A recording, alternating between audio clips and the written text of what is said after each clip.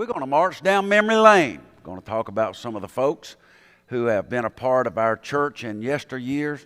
And some of these folks are still alive, and some of them I left in here on purpose to, I guess, show you how quick time passes.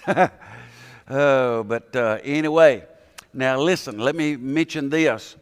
When I first started talking about this, I said, bring me the pictures, and I didn't put a deadline on it. So we're getting pictures all the way up through this morning. And, of course, they have to be put into a computer program in order to get them on the screen, as you can understand. And so what we're going to do, we've got some much older pictures, and we're going to do another one of these in just a few weeks because we're celebrating 150 years of history. And some of the ones that I'll show you today, I'll take just a little bit of time and talk about them. And we'll just sort of see how it goes. And some of them we'll just go through.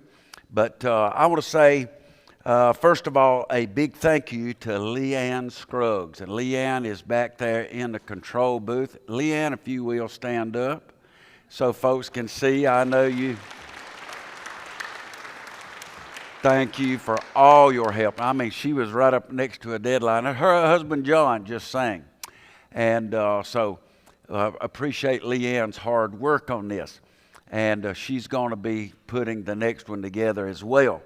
Now, if you have pictures that you want to put in the next one, see Leanne and make sure you put that in an envelope or whatever you put it in and put your name on it and then put the name of the people in the picture if you know who they are, because that really helps. Don't bring them and say, well, now this is so-and-so. You write them on that piece of paper, separate little piece of paper in there, and that will help greatly. And so we got some good pictures for you. And so thank you, Leanne, for all your help. The book of Proverbs, chapter 10, and verse number 7 says this: the memory of the just is blessed, but the name of the wicked shall rot. I think oftentimes you underestimate your influence and the light and the salt that you bring into your family, into your community, and you ought not do that.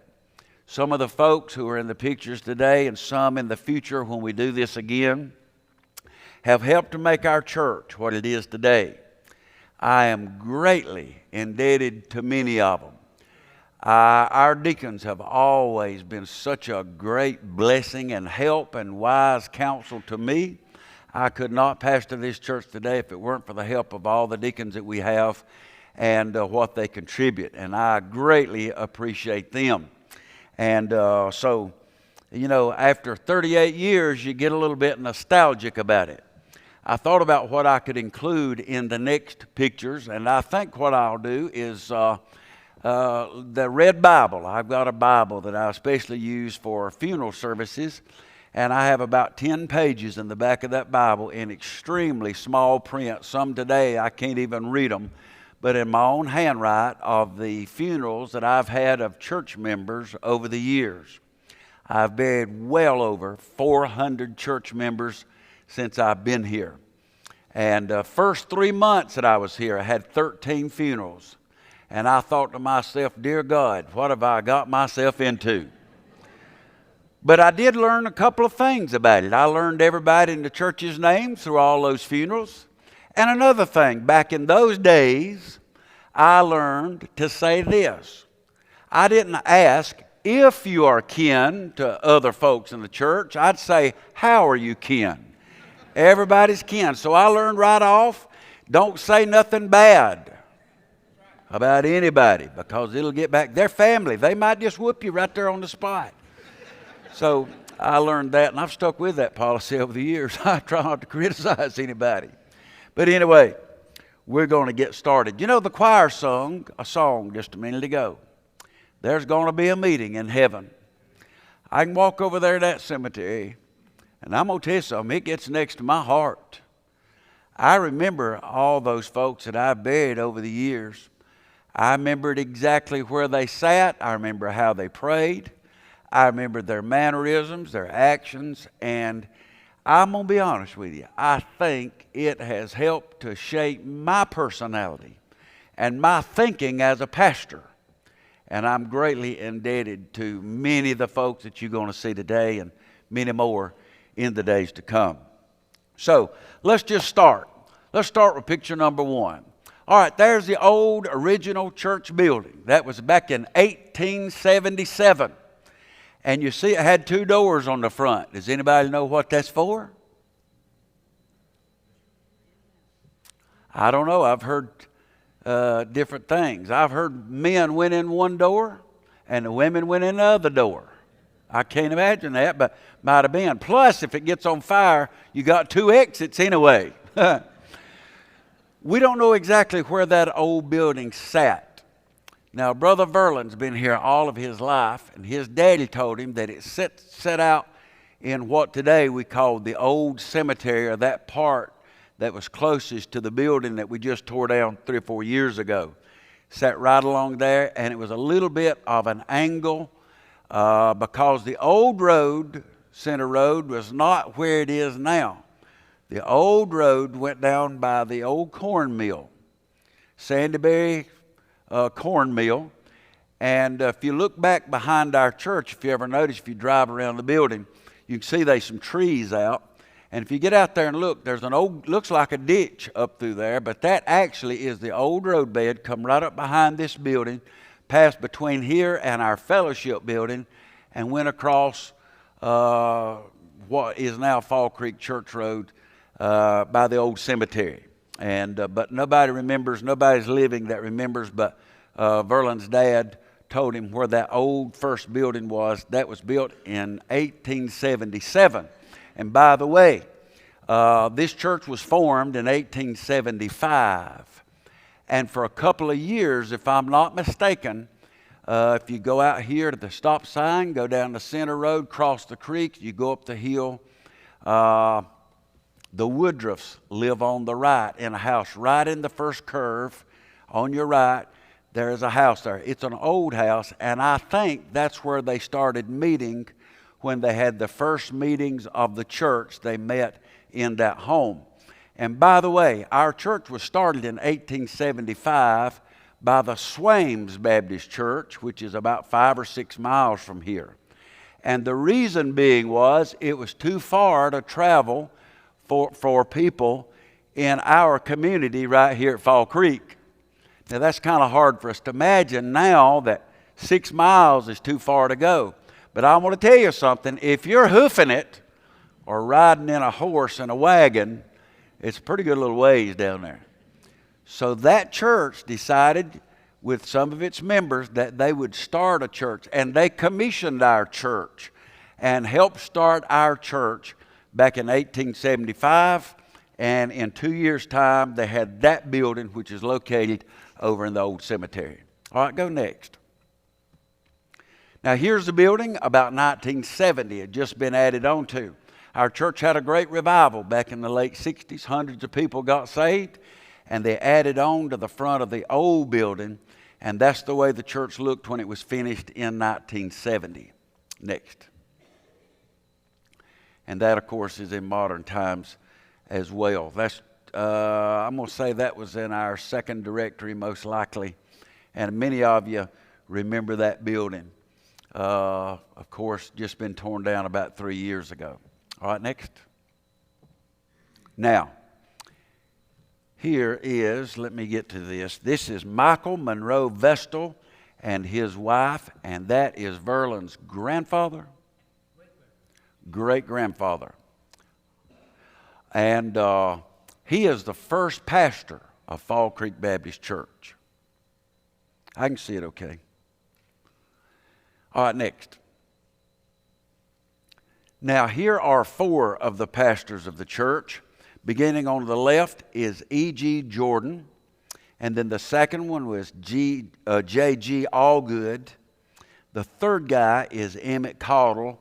And the man on the far right is Cecil Hooper. And Cecil pastored here back in the 1950s.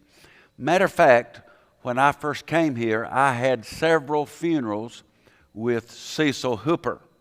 And I remember the first funeral that I had, we went in, it was an old building, of course, and Marty and I was seated down at the front of the church.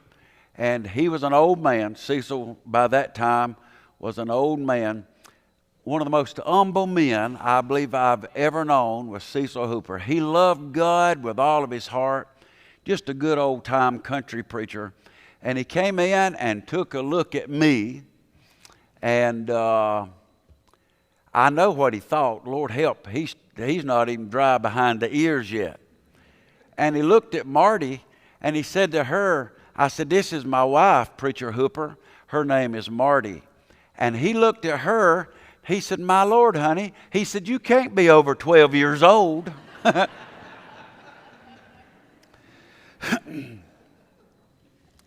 His son's name's Bill Hooper. A lot of you probably remember him. His grandson is Joel Hooper. That's over the WIFM radio station now. And Joel Hooper is his grandson. All right, next one. All right, here is Brother Leon Michaels. Brother Leon Michaels and his family. And he pastored the church here for 21 years. Next. Here is Brother Leon Michaels performing his first marriage ceremony as pastor of the church, and that is Clay Weatherman and Linda Macemore. That young lady right there is Roger Macemore's sister. That'd be Drake's aunt, and that's the first wedding ceremony that Leon did as pastor of the church. Now, here's some of the older deacons of the church, and I want to take just a minute to point them out for just a moment.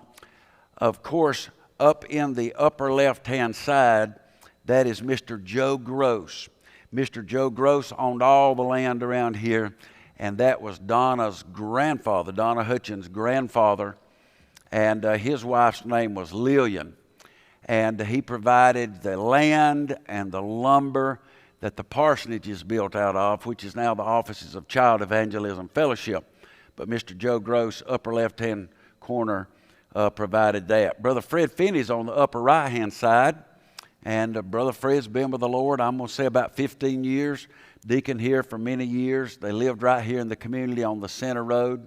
Under Mr. Joe Gross is Nelson Benton. And Nelson not only was a deacon, but he was a choir director here at Fall Creek for 49 years. And when he got older and wanted to give that up, we had him a plaque made up. That's Glenda Gross's father, and that's Greg Gross's, prayed a moment ago. That's his grandfather. Nelson Benton, second from the top on the left. In the middle is Mr. Bill Brown. He served as a deacon for many years. When I first come here, he was still alive, but he had cancer, and I visited with him a lot of times in his house. Okay, over on the right-hand side, second from the top, that's Brother Harold Bryant. We always called him Dusty Bryant, and we just had his funeral service just about 3 weeks ago here in the church. He was 91 years old. Third down on the left-hand side is Mr. Burley Day. And Burley Day was a good man. And Burley never got to attend church here after I became pastor. But he served as a deacon and also as the treasurer of the church. And I came in January, and I think he died at the end of March, 1st of April of that year of 1988, Mr. Burley Day. And then, of course, in the middle section is Brother Bob Gross. He, too, was a deacon here for many years, and we've had his funeral service within the last year. Brother Bob was a great man. He's the one I told you a few weeks ago. I gave the illustration. I went to the nursing home, visited a man, witnessed to him 2 or 3 times, and I just couldn't push him over the line for him to be saved. And Brother Bob went up there, and he talked to him, and he led that man to the Lord. Now, third down on the right side, Mr. Ruffin Haynes. He had already passed away. No, I don't think he had passed away. I think I visited him in his home a couple of times, but he was not serving as a deacon at the time. And then on the bottom left is Brother Calvin Vestal, and he served many years as a deacon in our church. I have another picture of him and his wife Pansy coming up just a little bit later. But his son Joe is sitting right here this morning. And Brother Calvin Vester was just one of the most humble men you've ever seen. They were great people. In the middle and the bottom is Mr. Clayton Mash. He served as a deacon for a good while here at the church as well. And that young fellow over in the bottom right there is Brother Tommy Shore. And he's with us today. All right, go to the next one. All right, and here's from our second directory. Upper left, Nelson Benton. Middle's Harold Bryant. Upper right-hand side is Brother Harold Dixon. Brother Harold Dixon was a great, great soul. He was a precious fellow, and we miss him terribly. He passed away, I think that it was in 2014, 13 or 14. He was helping us plan on the buildings for this building. But we loved Brother Harold. His wife passed away many years before with cancer. She passed away just before I became pastor here. I had the privilege of working with Harold for many years. Lower left, Brother Fred Finney. And Brother Fred Finney owned the F&H Window Company. And he was sort of a handyman. Fred could fix absolutely anything. So after he sort of retired and sold his business, he sort of became the church handyman. Anything that came up, Brother Fred could get that fixed. In the middle, again, bottom, Brother Bobby Gross, and right-hand side, Brother Tommy Shore. All right, let's go to the next one.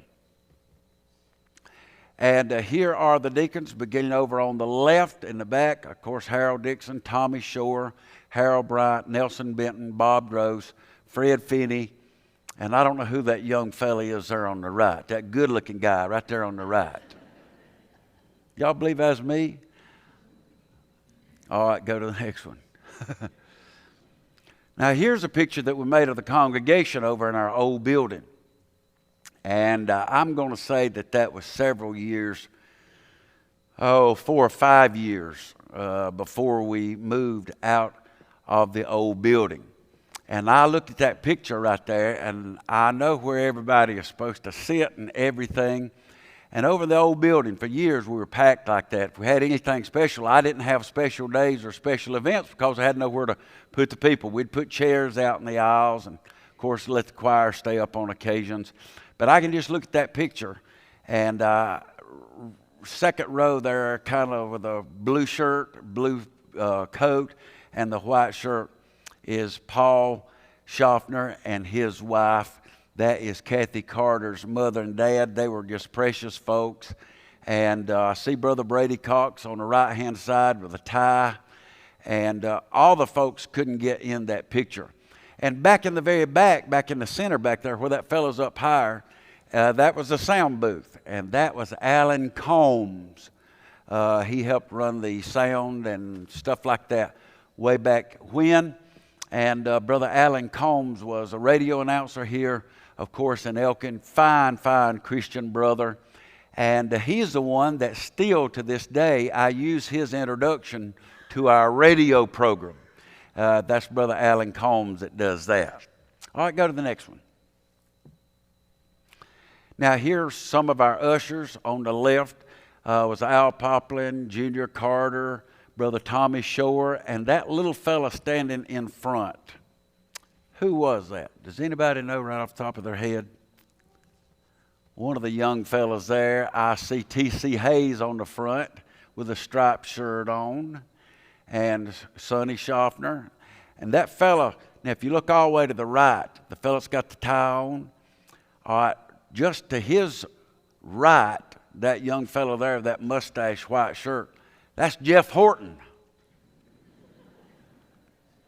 And then to his right is Jimmy Perdue, and then Greg Gross, and then Brother Barry Barnes. Barry hadn't changed all that much. And Brother Tommy King. All right, go to the next one. Now, here is Brother Harold Dixon's Sunday school class years ago. Harold's all the way to the right with a dark-colored tie on. And then, of course, seated right there to his right is Bobby Gatton.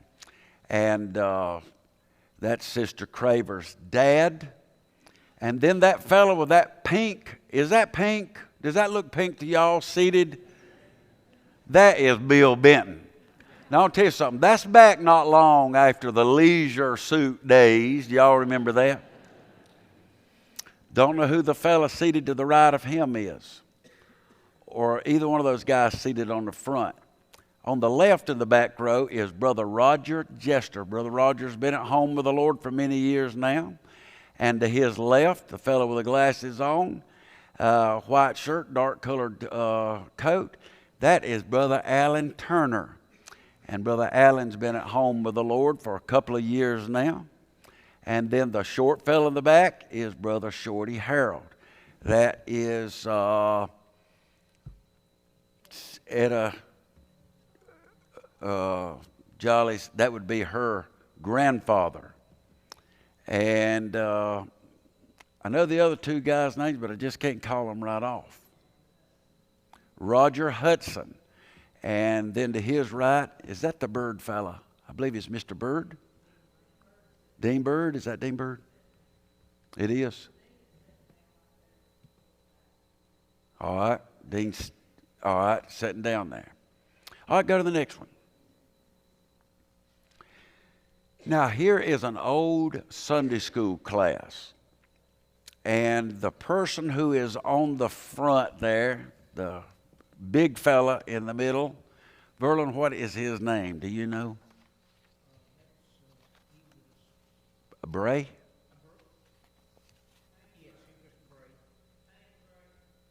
Haynes Bray. All right. Now, when I got hold of that picture several years ago, I'd never seen that picture before. Glenda Gross had that picture. And I looked at it, and of course, a lot of those fellows along the front there, to the big fella in the middle, to his right there, that is Nelson Benton. And to his right is Billy Ray Benton. And so you can tell how long ago has that been. When I got hold of that picture, I thought everybody in the picture is now deceased except for the young-looking fellow right in the very center in the back next to the doors. And that is Harold Bright, Dusty Bright. And of course, Glenda could remember a lot of the names, and several other folks could remember those folks. And we've identified all of them, but just one, maybe two in that picture. But Brother Dusty Bright, I took the picture to him, and he identified several of them. And, of course, he passed away just several weeks ago. So I was glad we got the most of those people named. But that's getting on back a long time.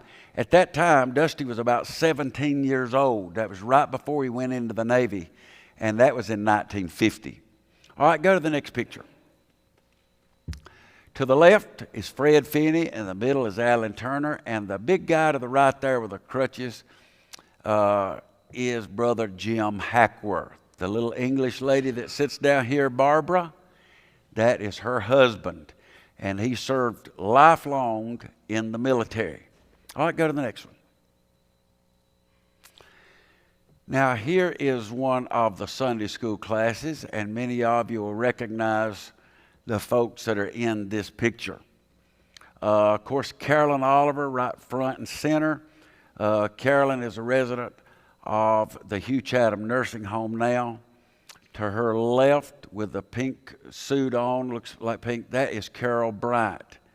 And of course, far right is Carol Prevette. She's here with us today.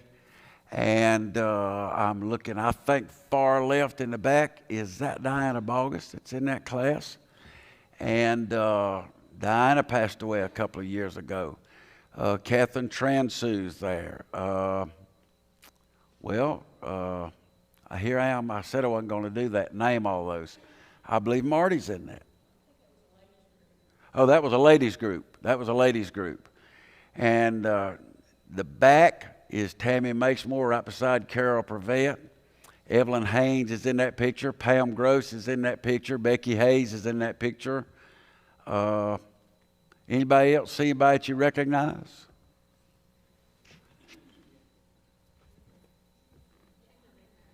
Patricia's in there.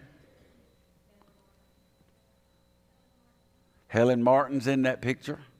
Pat Weatherman's on the front with the pink on. All right, go to the next one. Now, does anybody know who that is? Some of them, Brother Verlin knows. Now, that's made at a pond. I don't know if that was a Sunday school class. I suppose it was. Was that pond, any chance, the Von Brown pond? No, and it's made down Preacher Allgood's down there on 601 going toward Moxville. Preacher Allgood's house, Highway 601 towards Moxville. That is a pond there. All right, go to the next picture. Here again is an old picture that perhaps we can get some names from Verlin or maybe from Glenda. She might remember.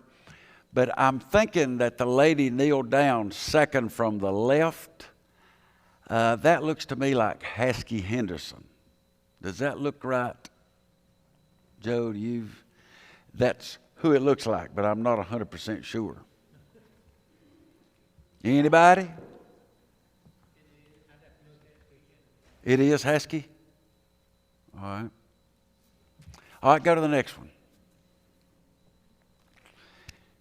Now, I know the two fellas, far right. The tall guy is Brother Brady Cox. I have a picture of him just a little bit later, and I'll say more about him. And then, of course, to his right is Brother Joe Holcomb. And I believe I see on the front there Miss Annie Macemore. And all the way to the far left is Miss Zilla Wilkins.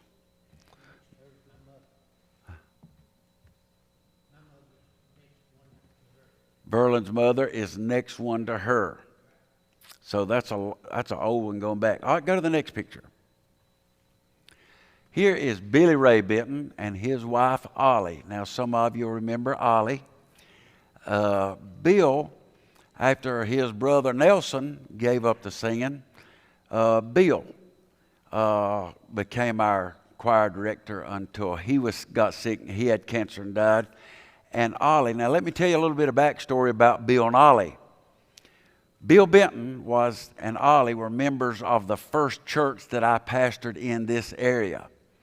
And Bill and another man in the church drove a truck to South Carolina, helped me load up my furniture, and moved me to North Carolina. And so blame it on Bill. He's partly responsible for that. But Bill led the singing at the first church that I pastored. And his wife, Ollie, played the piano. And then, of course, over a period of 3 years, I came here, and Bill and Ollie came here. Of course, they had come here for years and years. That's why he's way back in the old pictures. And they'd gone to help that church. They needed them. We needed Bill's help. And so Ollie played the piano.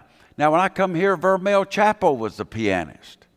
But when she got sick and was no longer able to do it, Ollie played the piano. And Ollie played the piano for our church for about 25 years. 20 anyway. But for me, she played the piano, and I say me, in the church where I served before this, much longer than that. So they were a great couple, and we dearly miss them. Go to the next one, please. Brady and Florence Cox. They lived at the end of Fall Creek Church Road. And Brady made a lot of VHS tapes, and we're getting those digitized and get them on a thumb drive. Maybe we can make them available to y'all as well. But some of the early videos, way back when I first came, Brady was the man that made those. And in his later years, he was very sick. He was a very sick man for 10 years. Florence passed away first. And one day, I was at the house at the parsonage, and Brady called me on the phone. And he said, "Oh, Lord, preacher." He said, "I'm dying." And so I just slammed the phone down, and I ran out there and got in my car. And, buddy, you talking about going out the road. I mean, I went in a hurry. And I got out there, and the back door was open, and I just pushed it open and rushed in there to find out what was wrong with him.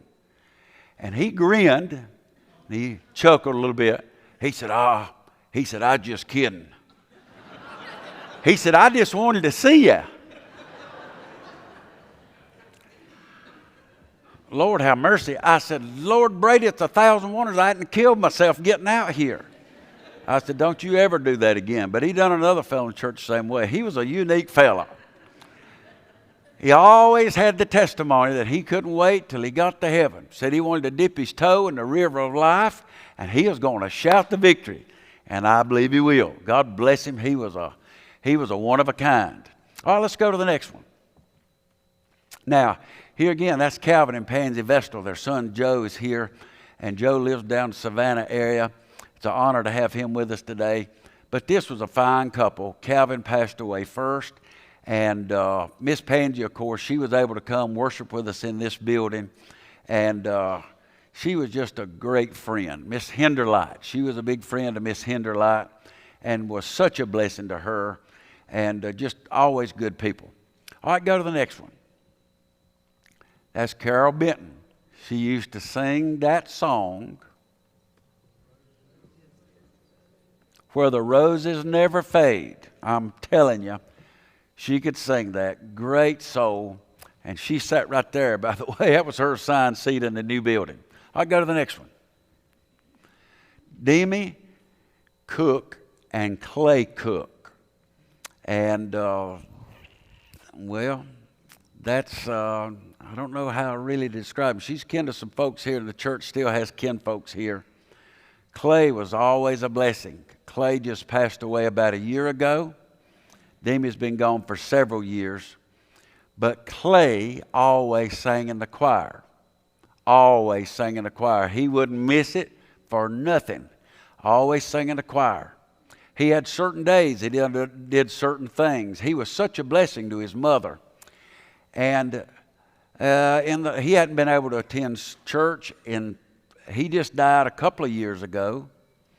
And he was not able to attend church, I'm going to say, in about 10 to 12 years. But every Sunday, he would get up, even if he had his pajamas on, he would put a tie on and sit down in front of the TV and watch our program from the church. Every Sunday. Had a little Bible, got it out till he passed away. I'm going to say between a year and a half and 2 years ago, Clay passed away. All right, go to the next one. Now, I know their names as well as I know my own. Clyde Poplin, and that's Miss Poplin. She was our oldest member for a while. She's been passed away, what would you say, 5 years ago? They lived just out the street here. Mr. and Miss Poplin was a great blessing, and I appreciate their memory so much. All right, go to the next one. And that is Devon Weatherman and his wife, Pat. Pat passed away with cancer, and, of course, Devon is now gone as well. His brother, Harold, is here with us this morning, but that's Harold Weatherman's brother, Devon, and they lived out on the little mountain road. All right, go to the next one. That's Miss Edna Reese, and she was a school teacher, and she was a historian. I mean, second to none. She could go back and tell you all the history of the church. And if she were here today, she could tell you where the first old building sat, I'm sure. But she was a great historian. I think it was the first year that I had been here, maybe the second year. And I believe it was at Pastor Appreciation Day that they got her to make a speech. The church had asked her to make a little speech. And so she got up and she bragged on me. You wouldn't believe the good things that she said. And then she topped it off by saying, and besides that, if there's anything that he don't know, he can just ask Marty. And I thought all that time she was really building me up to be something big, you know. All right, go to the next one. Fred and Laureen Finney. He was a deacon and she was a great soul. Made me a fresh apple cake every year at Christmas and gave it to me. And then when she passed away, another lady in the church took it up.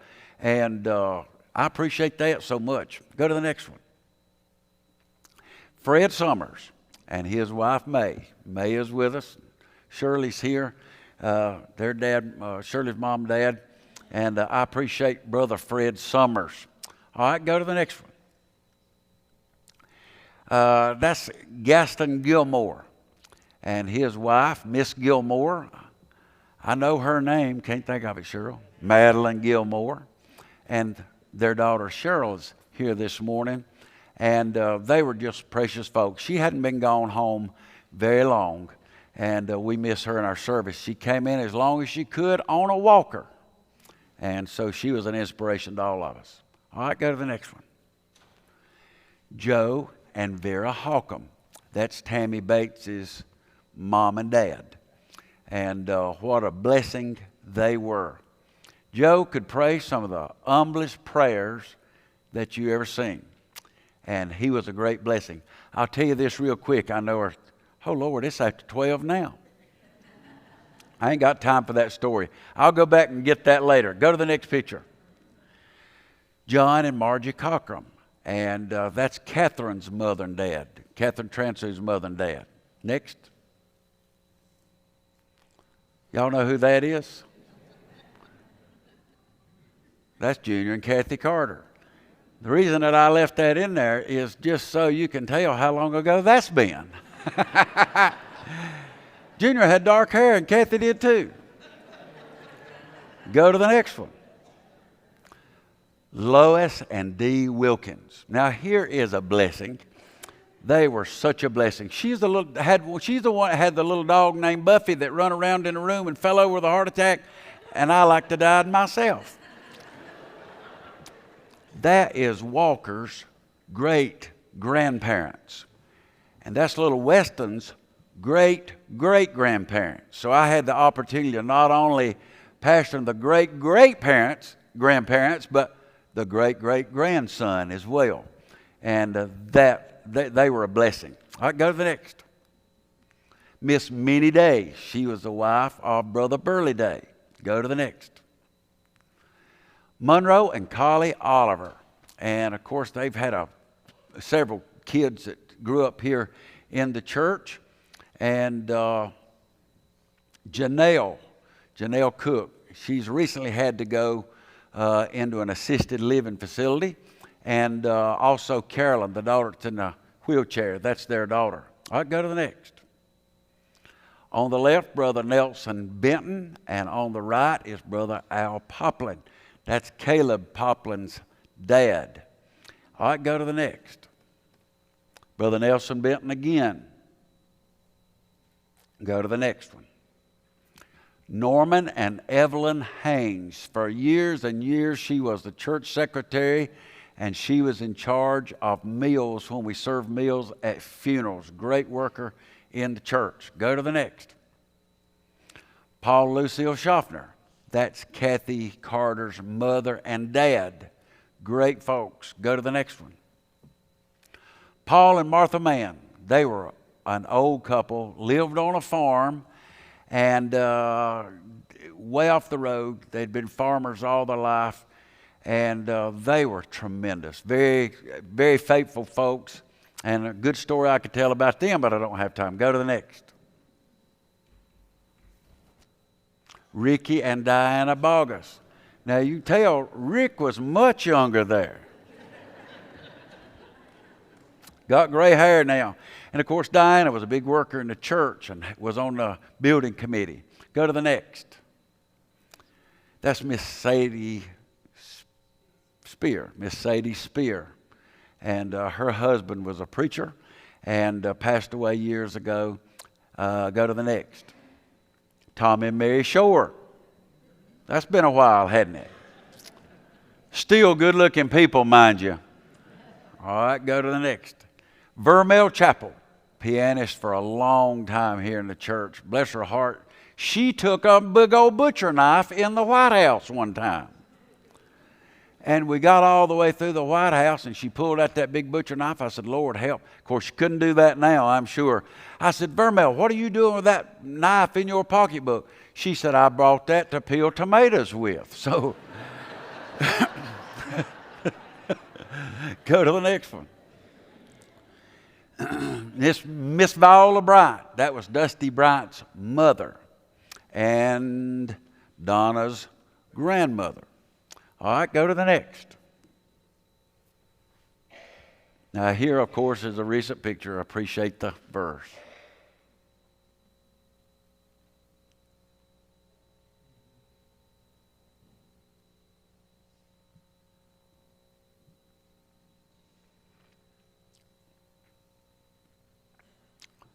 "400 times I made that walk to say goodbye to those people that I just showed you. Not goodbye, but good night. And I'm going to meet some of those folks in glory one day, and I'm grateful for it. What a privilege has been mine to pastor this great church for all these years. I'm grateful. Now, you may be here today, and I know some of you didn't know any of these people that I showed. But before us has come a great host of people. There's going to be a meeting one day. Not only them, but think about the ones before them and before then. I would not miss heaven for anything in the world. Drake, come with a song. Because he loved me, my Savior died.